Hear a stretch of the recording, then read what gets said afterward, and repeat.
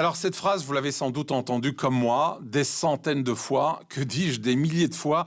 L'échec ne serait donc qu'un passage obligé, que l'échec forme le caractère. Et d'autres ont même dit, voire même écrit, que l'échec est un diplôme. Et d'autres encore, notamment dans la Silicon Valley, nous disent que tant qu'à échouer, autant le faire très vite et très souvent. Slow and fast, comme ils le disent en anglais. Sous-entendu, avant d'atteindre le succès. Alors, c'est un discours, c'est vrai, assez attractif, car il déculpabilise à l'égard de l'échec. Et comme en plus, il est souvent tenu par des patrons américains emblématiques, on a l'impression qu'on a une sorte de passeport. Alors, non pas pour l'innocence, mais au moins pour l'échec. Mais voilà, un mensonge répété à l'infini devient-il pour autant une vérité? Alors, ce n'est pas ce que pensent deux génies du monde entrepreneurial, deux Américains d'ailleurs. Alors, l'un s'appelle Jason Fried et puis l'autre David Heinemeier Hansson. Et tous les deux ont fondé une société de software dont la croissance a d'ailleurs épaté tous les médias américains. Et ils ont d'ailleurs même rédigé un livre percutant et très original sur le management et dans lequel ils partagent ce qu'ils ont appris dans la vie réelle. Alors justement, ils nous disent qu'il ne faut pas succomber à ce discours sur l'échec comme une forme de passage obligé ou normal de la vie des entreprises.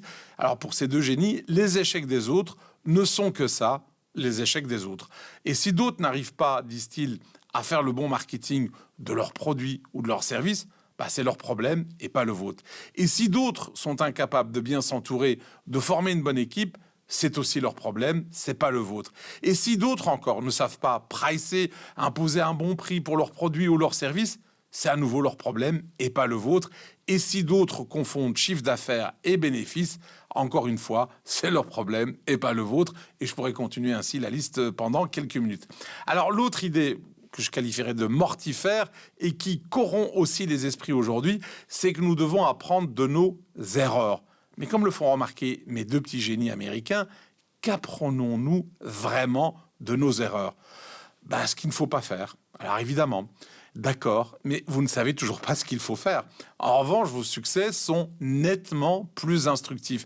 C'est la réussite qui nous donne des armes pour continuer. C'est quand quelque chose a réussi que l'on sait que l'on peut continuer sur la même voie et dupliquer et sans doute faire encore mieux pour la prochaine fois.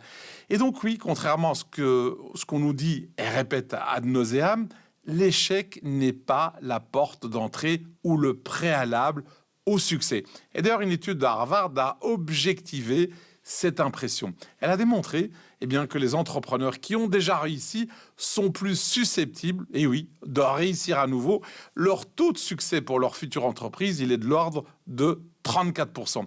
Alors que ceux et celles qui ont déjà connu un échec ont un taux de réussite absolument équivalent à celui ou à celle qui démarre pour la première fois, soit à peine 23%.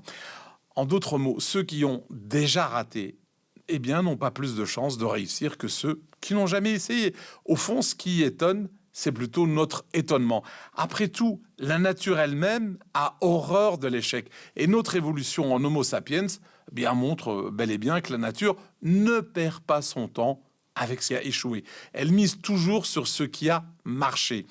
Et c'est la raison pour laquelle beaucoup d'entreprises qui réussissent sont également des entreprises qui copient les autres. Celles qui ont réussi ont souvent copié les autres. Et comme le disait d'ailleurs Pablo Picasso, les bons artistes copient, les génies volent.